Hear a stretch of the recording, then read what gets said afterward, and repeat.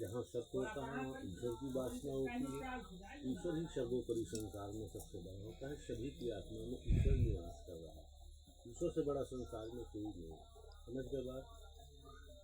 संसार में अपनी बुद्धि को शुद्ध करना चाहिए, विचार को शुद्ध करना चाहिए। विचार हमेशा मजबूत रहना चाहिए।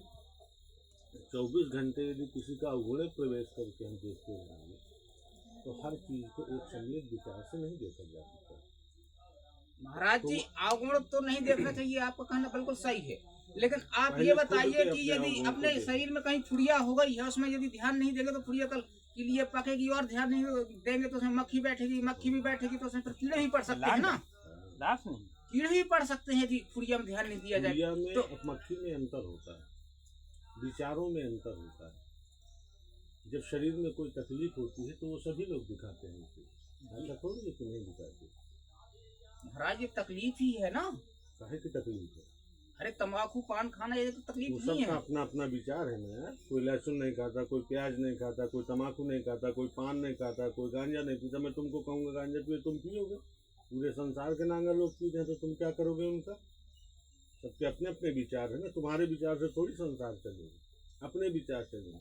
कोई 24 घंटे धुनी में बैठकर भगवान का तप करता है? नहीं। तो मैं तो ये ही प्रार्थना करता हूँ, भगवान राम के विचार में चलिए ना। भगवान राम का विचार है, राम की ही कथा अपन करते हैं, रामायण की ही कथा करते हैं। तो सुपारी खाने से कथा थोड़ी बिगड़ जाएगी। कथा अपनी जगह है, सुपारी अपनी जगह।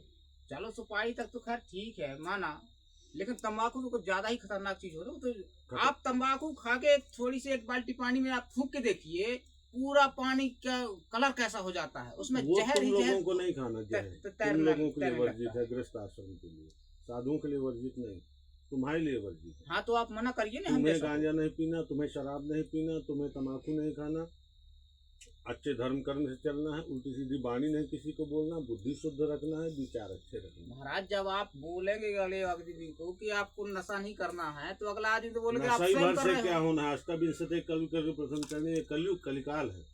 इस कलयुग को जीवन में जी रहे हैं, सतयुग नहीं पैदा कर सकते। कलयुग है ना ये। कलयुग में चोर चमार दुराचारी अत्याचारी नाना प्रकार के सभी लोग संसार में जन्म लेंगे।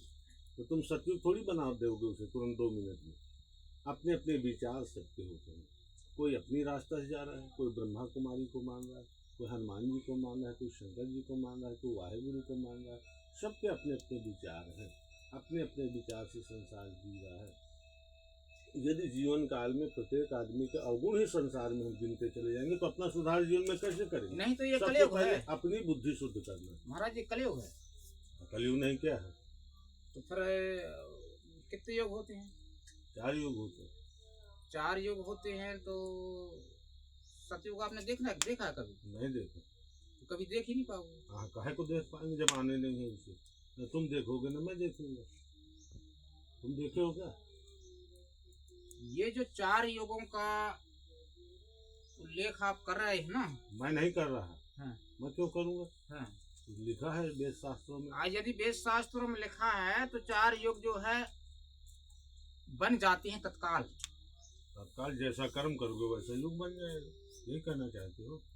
कर्म के अनुसार ये युग बनेगा।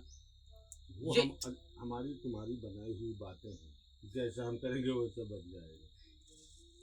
तुम अभी धर्म करने लगो या अच्छा एक बात बताइए कि जब सतयुग था कभी सतयुग? मैं नहीं जानता भैया, मैं नहीं था ना सतयुग में। नहीं जानते ना। आज कलयुग है। इससे पहले तो कोई दूसरा युग भी था क्या? अब भगवान जाने, रामायण गीता भागवत में लिखा है। आज कलयुग है, इससे पहले कोई और भी युग था? क्यों नहीं रहा होगा ना। तो क्या उस समय सूरज पश्चिम से निकलता रहा होगा? नहीं निकलता रहा, जहाँ से निकल रहा वहीं से निकल। तो जब सूरज वहीं से निकलता है, वही धरती है, वही आसमान है और वही ये प्रकृति है, तो फिर अंतर है ना यार। सतयुग में 1 लाख वर्ष आदमी जीता था, वेदों में लिखा हुआ। पढ़ के देखो, तुम कुछ पढ़े नहीं, तुम्हें